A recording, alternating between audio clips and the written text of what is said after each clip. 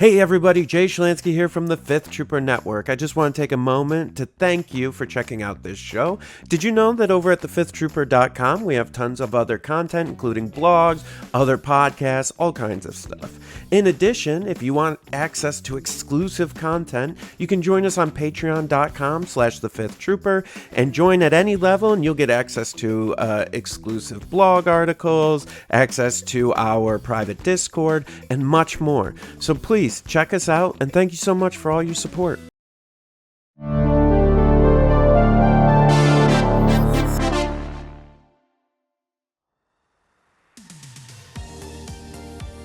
Welcome to the Notorious Scoundrels, a Star Wars Legion podcast bringing you the latest news, general perspective, and competitive discussion. Hello and welcome back. Hello and welcome to the Notorious Scoundrels podcast. I'm Kyle. I'm here with Jay and Tim. What's up, gentlemen? Well, you can welcome them back. It's okay. I guess that's true. Yeah, it is kind of a welcome back. I mean, I've just never said it before, so it threw me off a little bit. I do tell people, so sometimes people ask me, hey, somebody recommended your podcast. Should I go all the way back to the beginning? I go, no. And they're like, why not? And I'm like, because none of that is real anymore. I'm going to need you to go back maybe 4 months. Maybe. I'm like, that's about as far as I would go. I go, frankly, you could start with today's episode and just go from here and you'll be fine. Because there's a good chance we're going to cover things we've talked about before anyways, as the rules change and new units come out. So I was going to say it's always changing anyway. So yeah. We've been doing this every week for 5 years. So yeah, we've definitely, it's like The Simpsons, right? The Simpsons have done everything. Yes. You know, people are always like, hey, have you done an episode on this? And it's like, yeah, probably. You know. Yes. Yeah, it's wild. Like my favorite thing is sometimes on the podcast or on the YouTube, we'll get a comment where someone's arguing with us, but on episode like 10. But they're using today's knowledge, but then arguing on episode 10, and I'm just going, who are you talking to, bro? Yeah, it's like, what are you talking about? Tauntauns are bad. Yeah, like those people don't even exist anymore. Yeah, this episode is from 2019. Dude, it's like yelling at a star that's 10 billion years away, going, you're too bright. Like, we were all young ones. Yeah, what are you That's doing? true. Yeah, the game was young ones. All right. Well, soldiers. We are going to talk about the game today at some point. No. How about now? No, I'm over this. No, let's turn this into a Lorcana podcast. I'm really excited. I'm down for that. If you can get any cards, I don't. Yeah. I've started looking for them because I was late to the bandwagon, and I'm like, hey, this would be a fun thing to. And I'm like, nope, nowhere, literally none. Can't do legitimately. it at all, so. Legitimately, for if you're going to actually play the game, starter decks are great. Yeah, like the starter decks are phenomenal. Okay, where do you get them? Like a big box store randomly. That's what I found. Like, okay, what you do is you ask whoever, somebody, hey, when do you guys stock your card games? And they'll be like, Thursday. And then you just go Thursday and you hope that they put a starter deck up. And the good news is a lot of times I feel like the starter decks don't fly off the shelves quite as much because it's the same cards. Yep. So no one is like trying to scalp them unless you're just trying to sell for the rare cards. Right. Like, and they only have one blind pack in them. So it's not like, but they're a ton of value. And like, I actually played one of the starter decks against my buddy Jeremy, who's playing at a high level right now, and he has built decks that he's designed to win, and the starter decks were actually holding their own and doing pretty well. So there's tons of value in them from the cards, from a play standpoint, and it's they're good. It's also just a neat game, man. Like, it's just a cool, like, sacrificing useful things to try and get other useful things. Maybe it's just a cool like concept. Yeah, so like for those of you out there, real quick, and I swear we'll maybe talk about Legion today, but like but basically what it's like is if you play Magic, instead of putting out mana, all the cards potentially, well, not all of them, but 90% of the cards are mana. So you can turn a card over to spend that as mana instead of like putting it out as a creature or a spell. But then it stays as that. It stays as mana, and that ink, card's quote dead. Unquote ink. Yeah, it's there forever. You can't take it back. So it's pretty cool. It's a pretty cool game. This sounds similar conceptually to the new Star Wars card game that's coming out. I've heard that actually. Several people have told me that. Yeah. I've not played it yet. But I haven't played it either, but I looked at the rules for it, and I'm like, this looks like Lorcana. So it's very similar concept. Yeah, which makes sense because I had heard that out to like set 6 or 8, I think they said they're not really going to get in. They're not going to do Marvel or Star Wars, and they may not even do it then. It's just going to be mostly Disney stuff, which I'm fine with. There's so many Marvel and Star Wars card games anyways. Like we don't need another one. Like I'm fine.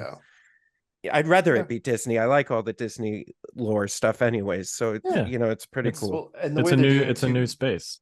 Yeah. Right. And the way they're doing it too, where you have like alt arts of all your favorite characters is really cool. Like I never would have thought to have a Robin Hood Mickey Mouse, but like cool, neat. Great. Yeah. All right. Anyway. Real quick. No. real quick.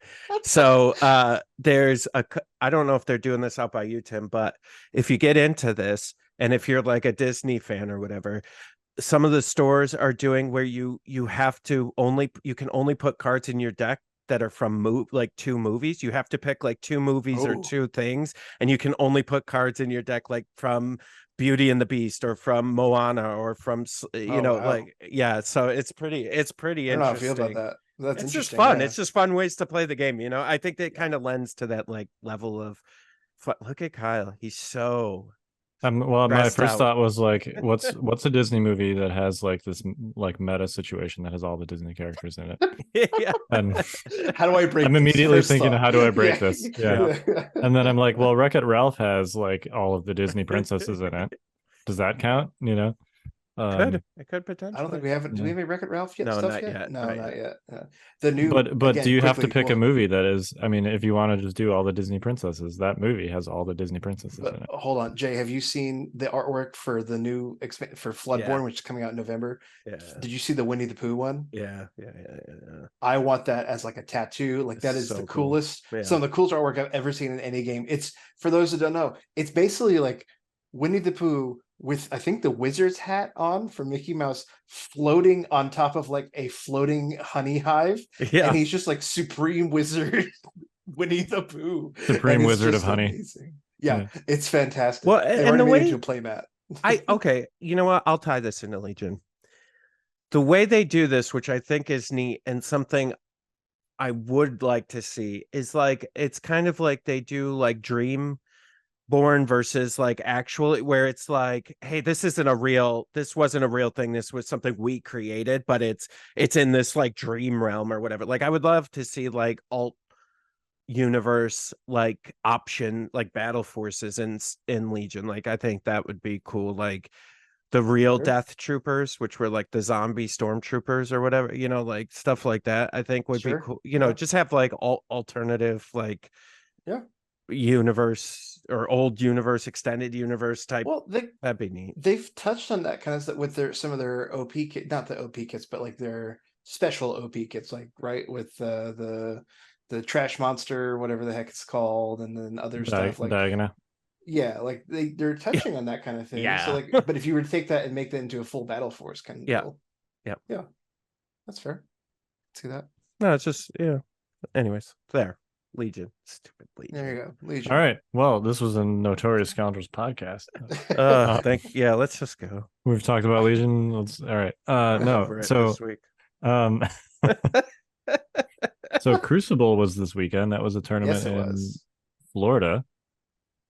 Speaking of Disney, it was right outside of Universal Studios. I did some alt art Disney cards for the command cards to give away at the event. So cool. Oh, thank you. There were 40 something players. Yeah, they did it. They split it across 2 heats. We had a fair, so I got to go. Hey, there you go. Spoiler. Yeah, got to go. I think we had, unfortunately, a fair bit of drops kind of last minute. So I think people like booked it and then forgot to get flights or something for it. Or, they said, this is a great idea. I love this concept. And then they didn't go all the way and make the final travel commitments. But yeah, we still ended up having 40 something odd players across 2 heats. It was great. Yeah, it looked like a great time. I was getting some FOMO watching everybody post pictures over the weekend. Yeah, they had some really good community tables. I mean, Florida's got a super strong community, right? Yep. Yeah, so they came out full force, both as players and as a community, and as tables and terrain. Lots of great tables. I didn't really see a whole lot of tables that I was not wanting to play on. There were definitely some different kind of tables, but like all in all, they all looked really good. I heard they also did something cool with the top 4 with tables where they actually let the top 4 players veto tables. Yeah, that's a really neat concept to me. I think he said he had 6 and then they vetoed down to 4 or something like that, or something like that. I wasn't there. Spoiler alert. I wasn't at the top 4. You weren't? What? Yeah, I know. It was shocking. No. If only there were some basic lessons I could have learned. Which we will talk about. Before we get there, though, quickly, we should mention who was in the top 4 was our very own Michael Berry, who and won the tournament. And Austin. Yes. And Austin Miller also. And Austin. Yeah. So 2 of the top 4. Yeah. 5th Trooper. And then 5th Trooper. Former 5th Trooper Mike Cirillo was also on the top 4. Also top 4. Yep. That's right. So and then the last was Liam Kelly, right? Yeah. Okay. Yeah. So I guess it's, basically it's just something you should all think about. Like, I think we know what we're talking about here. I don't know. Maybe. I don't know. Maybe stop arguing with me on like the YouTube or on Discord or Facebook. I don't know. We might just know what we're talking about here. Like, it always seems like we're winning all the tournaments. Just throwing that out there. I don't know, guys.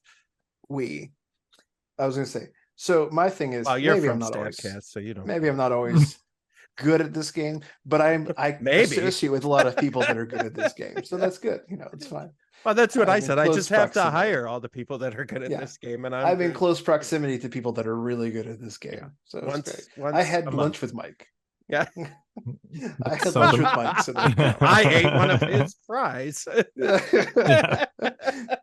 We talked about how TGI Fridays has really gone down in quality. Oh, gross. You guys went to TGI Fridays? God. It was there. It was there. What a mistake. Oh, yeah. Anyway.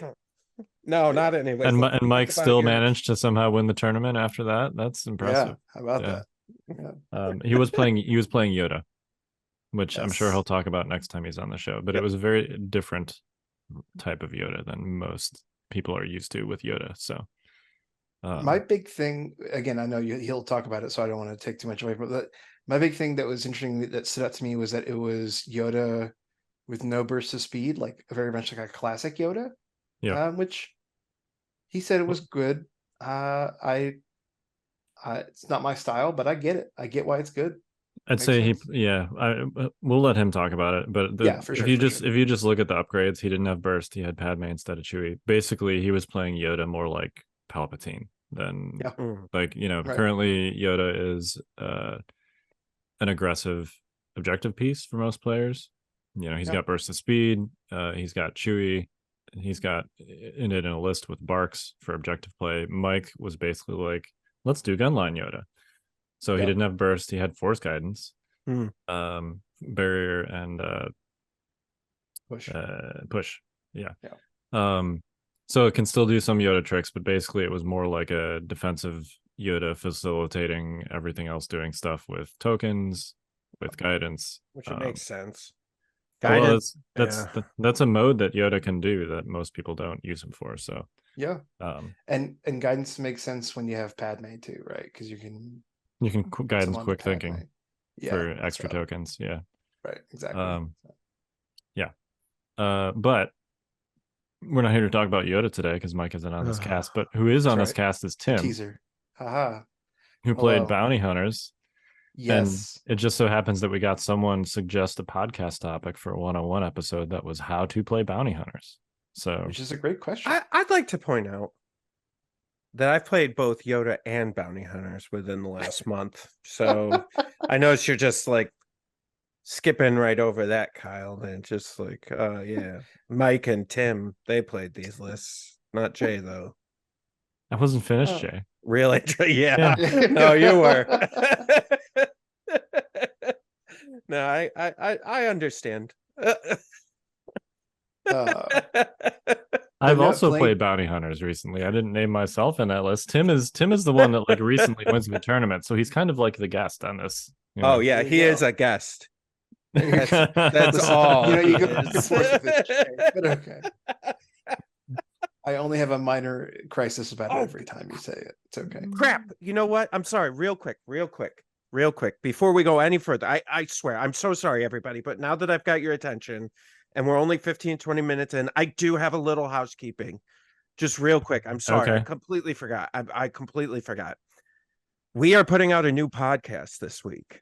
Okay. And I'm so sorry. I'm not going to cut this. I was going to say, I'm going to cut this, put this at the beginning of the episode, but I'm not going to. No, it's staying right here, fresh, nestled in the 7-minute mark. Is what we're putting out a new podcast. It's an audio podcast. We're doing a Octung Cthulhu podcast, audio podcast. It's an RPG. It's a 2D20 system. There's a ton of casts from all the podcasts you guys love. And we've got some new people. I'm really excited about this. And it's a ton of fun. Yeah, and it's a ton of fun. Episode 1 is coming out this week, so please look for that and listen to it. If you want to hear a bunch of people that you might know, and then some that you might not know, just butcher some accents, it's a great time. It's a great time. Hear the accents change. It's great. Yeah.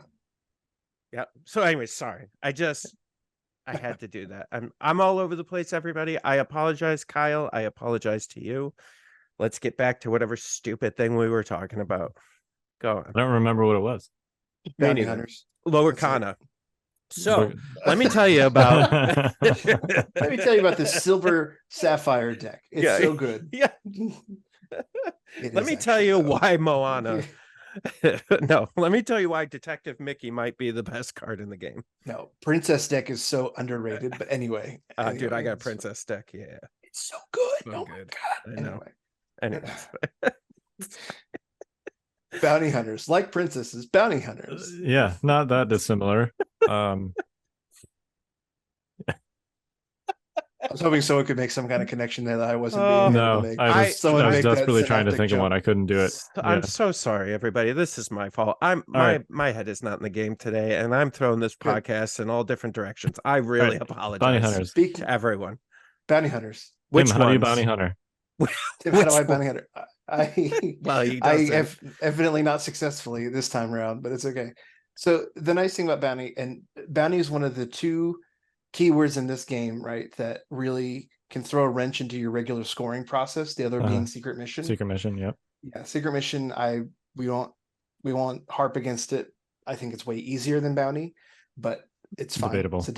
It is debatable. You're correct. It's absolutely correct. But anyway, bounty hunter, you have to kill a selected either operative or commander, and then whoever killed him gets the bounty token if they're a bounty hunter, and then that bounty hunter has to stay alive until the end of the game to then get an extra victory point.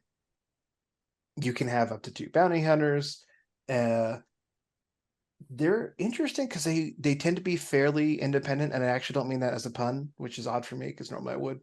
Nowadays they have independent as well stapled onto them. They used to not have that, but like they tend to work fairly like kind of on their own. But it really, to me, was really interesting, and something I learned at Crucible. It was a lesson that I didn't even know I needed to learn, but I have evidently, because I do play a bunch of different lists all the time, it's part of why I present as not very good, because I can't focus on one list to get good at it. I haven't really had a chance to play bounty hunter versus bounty hunter. I won't say that I've never played it, but I mean like on a higher level, and especially frequently, I've not had a chance to play bounty hunter versus bounty hunter. So I got to have a chance to where I was running double bounty. I was running, just briefly, my list was Moff Gideon, which I had a reasoning for that. Moff Gideon, 2 shores. I'd like to hear it. We'll get there. 2 shores. 2 shores with the heavy. I'm struggling to think what it could be. With mortars.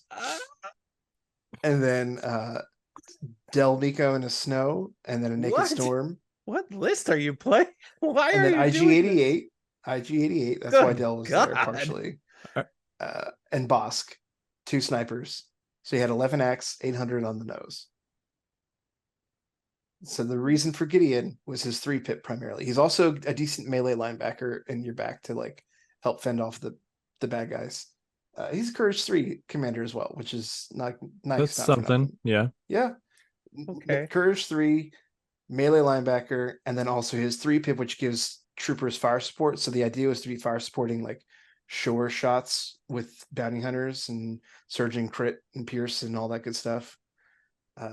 It didn't always get to happen, but it did happen occasionally, and it was pretty strong when it happened. Yeah, I could see that. Side note, the problem with that is that you can only really pull that off on his 3-pip.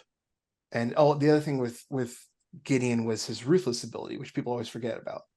That face up core trooper that's in range 2 of him can suffer a wound to get a free action. It's basically new ways to motivate them, but all the time. Right. And I actually forgot to use it twice, but because practice, everyone, yay! Yep. But yeah, it actually would have been possibly game winning for one of my games.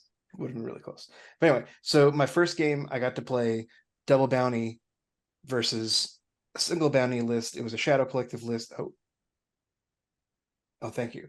I was like, what's happening? Yes, Shadow Collective list, and he had Bosk in there. There's Bosk, some swoops, some Mandos, all those things. We could talk about the whole game, but I'm not going to do that because it's going to take too long. But long story short, I forgot how fast Mandos were because they ran up and were able to get the mortars.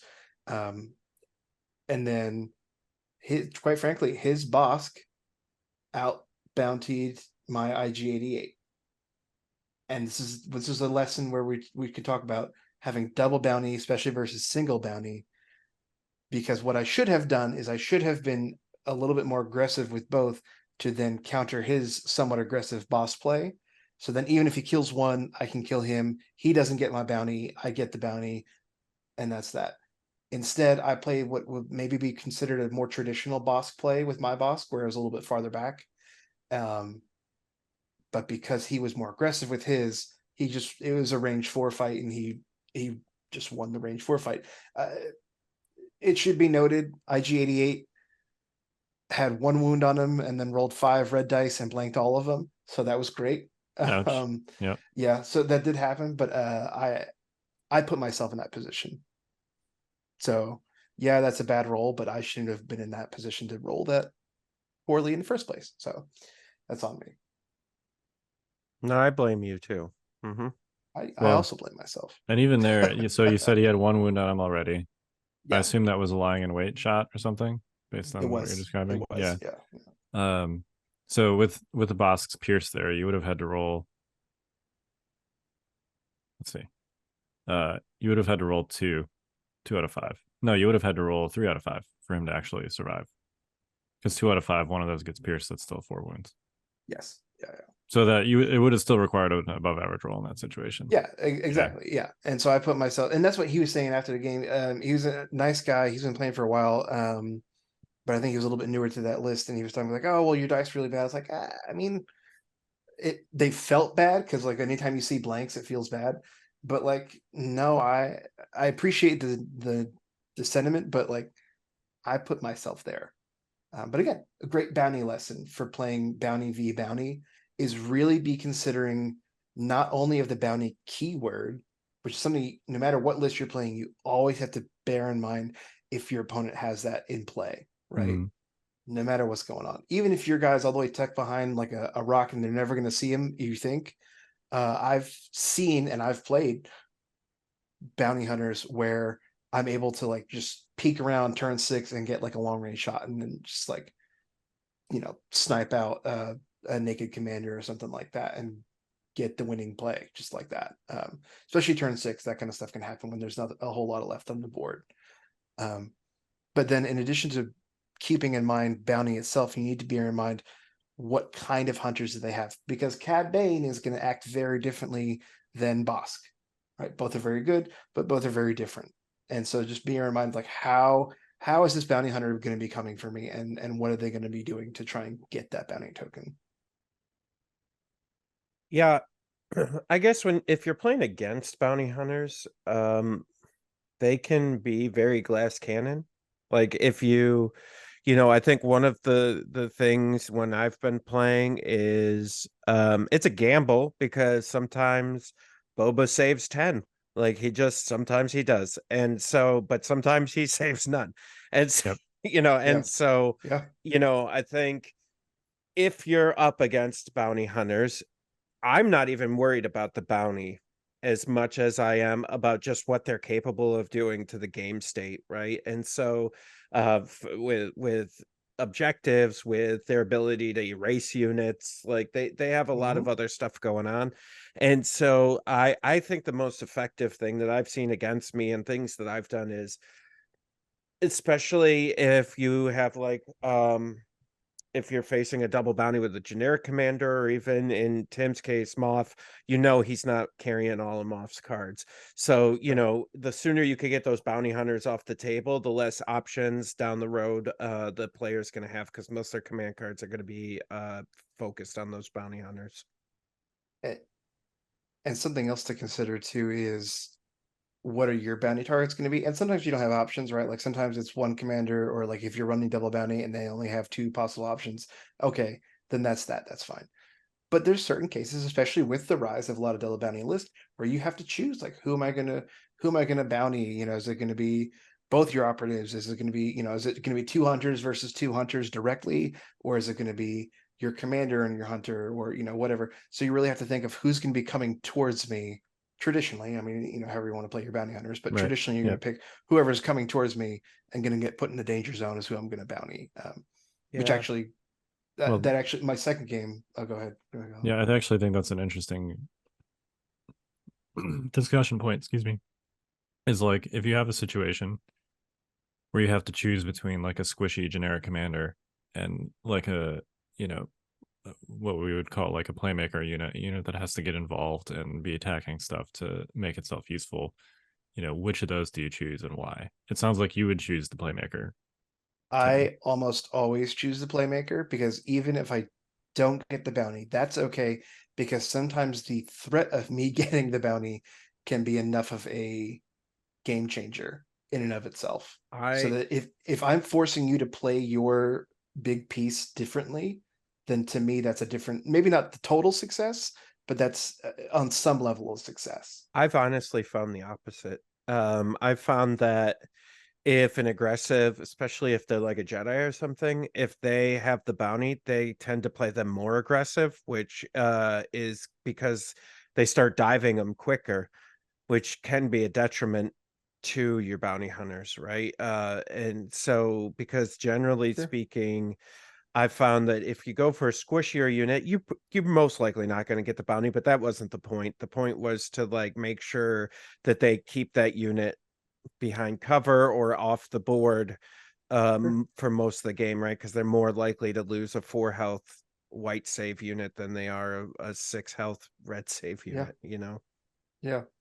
Yeah, most of those commanders aren't impervious as right. well for and then what happens is when you bounty one of those commanders, most of the time they end up not doing anything for the game. Like they'll do a little support in the beginning, but then once the army starts moving up, they're holding their commander back because they don't want them to put them out there as a target, and it just eliminates them as a threat to any of the objectives. Yeah. Are you talking from a Boba Fett perspective primarily, Jay? I guess so, yeah, because that's mostly what I've played. Because for me, I think that conversation is dependent upon which bounty hunter I'm playing. Okay. Yeah, that's fair. Yeah, because ones like Boba Fett and Cad Bane are better at like going after things and kind of getting across the table to proactively target something. So if I'm playing one of them, I'm more likely to bounty like a squishy generic target, because I know that if they're hiding in a way where they still want to be useful to their army, then they're probably going to be close enough for Boba Fett to chase down.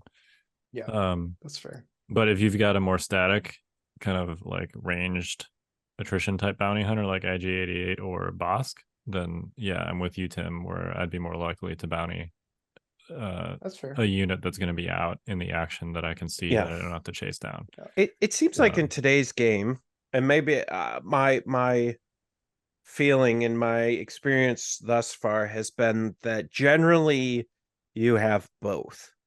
And so I think most of the time, just because when I've been running double bounty, I'm putting 2 bounties out anyways. So I'm like, yeah, I'll put one on that unit who's going to be the aggressive unit, and I'll put one on the squishy one. And then I have Boba and Bosk, and I have options to try to like get that, because it's not often nowadays that you only have a generic commander without a playmaker, unless you're running like double airspeeder or something, unless you're running some weird skew list that, well, yeah, and that's part of the strength of double bounty as well, right? Is that you can do both. Again, unless you're facing a double operative list or double bounty list, unless you're facing a either a mirror or similar to a mirror, you're able to do the playmaker, quote unquote, and the squishy unit. Yep. Yeah.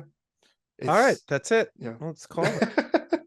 But also, I think it's important to know. It's important to try your best to know bounty hunter command cards and what they do, even if you don't play them. And I know that's a little bit more of a reach. You got to do a little more of a deep dive on that. But I say that because of game 2, played against Josh Peregrine from the Discord, who's a good friend, although we haven't actually had a chance to play yet. So this is our first time playing each other. It was double bounty gunline versus double bounty gunline.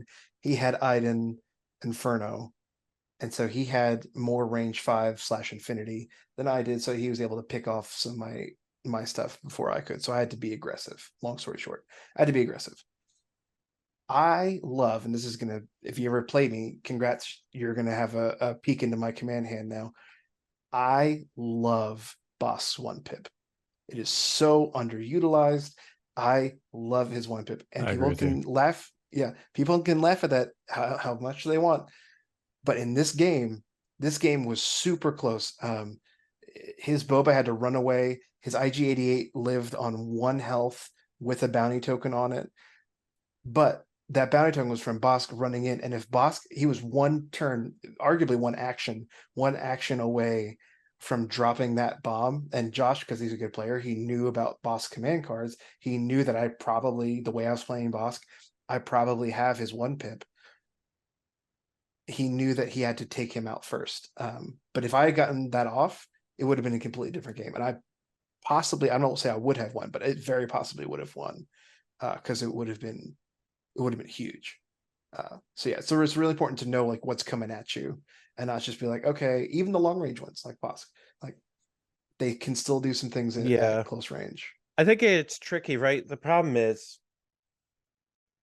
especially like a list, you're like what you were playing, what I played recently, any of the double bounty lists, right? The diversity in cards now that you can have. And then if you throw another hero in there, like, my list has Krennic in it. You're like, I have no idea what he has at the 1-pip. Like, I have some guesses, but I don't know. I don't know. So I think that becomes like, you should know roughly what could happen, but I think it's less likely to help you because of all the possible scenarios now that, especially if you're up against double bounty, which. Yeah, it's hard to predict. Yeah, it's hard to predict perfectly, but I'm just saying, if you see someone playing a certain way, like he saw Bosk running up a little bit more, I tried my best to do it in cover, but the map wasn't my friend, and just do your best to be aware of what they can do possibly in a situation. And I think which especially is kill you most likely. Yeah, like Boba is so deadly at almost any range, really. Yeah. But yeah. Well, and there are some that have really unique effects that if they catch you by surprise, like Cad Bane's 2-pip, right? Where he throws out all that suppression and potentially a bunch of immobilized tokens. If you're in a situation where it's like, wait, why is he activating duck and cover every time I shoot him, even though he already has like 6 suppression tokens and his danger sense is maxed out? Maybe I should stop. Right.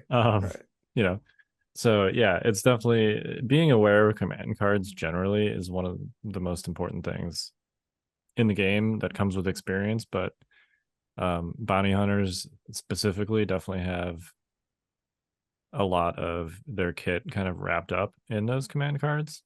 Yeah. Clearly, I think that's true of most characters, but a lot of commander type characters, they do things more like hand out tokens or buff their own units or things that are like important and good and useful, but not as splashy as some of the operative command cards where they might blow you up or something like that. Well, I would say, and I think this is something maybe I took it a step further. This was something Mike said I don't know, it could be years ago at this point, but Dash, he had said, hey, don't read what the text says on the command card, just understand where you want to play a 1-pip or a 2-pip, and then hopefully the that'll support your play. So I guess to both your points, right, to Tim's earlier point with it, don't freak out if you don't know the command cards, because if you're watching their style of play, no matter what, that a bounty hunter's 1 and 2-pip is going to be rough. You just know. So if they're making a play with Boba or Bosk or Cad Bane, and you got a feeling that a 2 or a 1's coming, that they're going to do something bad, and you're going to want to try and get priority or something. Yeah, exactly. And so it's like, I think there's ways, because I mean, I'll be honest with everybody, I don't have all the command cards memorized. I have a gist of what what most of them do, but like, especially with the way things come out now, and like some of the CIS stuff, I have no idea what it does. And so I'm just like, okay, I could see this unit's being aggressive. We're going into round 4. This is a scoring round. They're going to probably play a 2-pip here. It's going to be nasty. What do I need to do to get ready for that? Like, okay, then I'm going to pop my 1-pip, or I'm going to put my guys behind cover, or, okay, Boba moves, this speed. Not that, Boba's probably rocket, right? Would probably be the only one you'd have to, but like, it's just like, you kind of like get a feel for where they are in the battlefield, and then you could probably guess what pip that they're going to play next. And then just know that it's not going to be good. Whatever it is. So just try to get the priority, or put yourself in a position where it won't matter. Like, I don't know, maybe throw down a 3-pip and put standbys on a bunch of stuff that are like waiting. Sure. And if that thing pops, whatever that bounty hunter is, if it takes an action, it's getting shot before it does whatever it does. So, you can try to punish them without even knowing whether or not I'm going to play Whipcord or Rampage or, whatever. It doesn't matter. That was, again, game 2. I knew Boba wanted to come in. I knew Boba wanted to come say hi. And so like that, I just put standbys on a whole bunch of things. And would it have killed him? Probably not. But A, you're never going to kill him if you don't throw any dice against him. Secondly, it helped control him. Yeah. And like he was able to stay pretty far away, and like he got some pot shots off, but he wasn't able to quote unquote dive like he wanted to. Yeah. God. Tangent. Standby, I think, is one of the most underrated like competitive tactics in this game. It's situationally, it's one of those things with standbys. I think this is a useful tangent because this is a gross. You're right, Jay. This is an often misunderstood thing. Yeah. People are like, well, standbys just normally get shot off. Like, what's the point? A lot of times when you're taking a standby, it's to kind of force your opponent down a certain decision tree. It's, taking a standby action does not mean that you necessarily plan on spending that standby as an action. Yep. You're trying to keep your opponent away from a certain part of the table. You're trying to make it so that their target priority is different than whatever they were planning. Because now, if they want to do something specific that's within range of that unit that just took a standby, they got to shoot that unit first. And that can mess with their tempo. That can mess with, what they want to actually use their limited attacking resources to shoot at. So yeah, standbys are not just about actually spending the standby. Sometimes just taking the standby action can be useful for lots of other reasons. Even if you never actually spend it. So standbys on. Go ahead, Jay. No, please. I was going to say standbys on force users as well can be really be strong. People don't always after a dive. Sometimes your best thing to do is standby. It's not every time, but like sometimes that's your best thing. Like it might be your best option. If you're with a unit that's already activated, or has not activated yet. Right. then you do your, you dodge standby or whatever, and then if that unit tries to withdraw, you just follow them. Last LVO, Daniel Keslassi kicked my butt in record time. Probably like we were done with an hour to spare. With I think it's a 7-act Yoda Obi-Wan list, and he just burst the speed Obi-Wan in and guidance him in, guidance and then standby, and then just kept standbying, and like anything I did, no matter what I for the rest of the game, that was like turn 2. For the rest of the game, all 6 turns, I could not leave. I could not escape Obi-Wan because he just always had some kind of standby or something on him where he just go, or an order token to where just boom, perfect control. And he had his way with my side of the board. Boom. Yeah. I've never seen it before. That's why ways to issue standbys in melee, or standbys, suppression in melee, like demoralize, very underrated keyword. Yep. I'm not saying you should take fear because that takes up a 4 slot. But Thank you. You read my mind. I was just going to say, wait a minute. Yeah. But if fear was a training upgrade, I think you'd consider it though. Yeah. Gideon's Darksaber gives him demoralize 1. There you go. It does. Yep. There you go. No. Nothing is going to justify you taking Gideon. I think Gideon is highly underutilized, but anyway. Yeah, he may be, but that wasn't the way to do it. I see what you were trying to do there, Tim. I appreciate what you were trying to do. I don't. I love we're like Angel and Devil on my Zoom. I'm like on one of Tim's shoulders. I'm not sure it was effective. I'll tell you right now, it wasn't. It wasn't effective. You know what? We just appreciate that you're still thinking, pal. That's all. Listen. Just like that shirt, you're trying something new. I didn't have a whole lot of thought behind either one of those things, either the shirt or the list. So that's okay. Man. Yeah, no, I just because I think that was back to the double bounty stuff, like 2 or 3 weeks ago when Kyle and I were going through my lists live on the cast. Man, adding that deploy the garrison. At the time, I knew it was good, but I didn't realize how good it would, how like clutch it would come. Yeah, especially like having standbys on bounty hunters in certain situations, and death troopers all at the same time, and just going, I don't know, good luck with that, And so like, it's man. Put him on some dark troopers too if he brings some dark troopers. But I'm just saying. Yeah, I feel like the whole Dark Trooper Chronic thing was kind of underdone back when Dark Troopers were cheaper. Yes, I agree. But anyway, I think it could still be very good, potentially. True. Because standbys on things that you can't strip standbys off are even better than standbys on things where you can strip standbys. Right. How about that? Yeah. All right. Any, like, other thoughts on... I mean... I know we could talk endlessly about the bounty hunters themselves, and I don't want this to devolve into that. I feel like we've kind of done a good job narrowing it to like discussion of the bounty keyword and what you do with it. I guess the final thing I would say about it is I view it as like a tool in the toolbox, but not something that you can rely on. Right. It's a good tool for, as we already talked about, forcing your opponent down certain decision trees, maybe using a unit more or less aggressively than they would have otherwise. Occasionally it can like just outright win you a game, but when I'm playing bounty hunters, and I tend to run just one, not that I've done double bounty, it's also fine, and certainly your chances of scoring a bounty when you have 2 is significantly higher, both because you have more bounty targets and you also have more things that can do the thing. But even like when I play one bounty hunter, I view it as kind of like a bonus if I can actually score the bounty, as something like a crime of opportunity, so to speak, rather than anything to like proactively go for. I honestly, there's matches I even forget about it because it's like that's not even like on my mind as the thing that I need to do during this game. Like, right. Well, and that honestly, for my first game, that might have been what it kind of maybe happened to me as well in the background, because I'm so used to that kind of style where no one's really playing for bounty, quote unquote.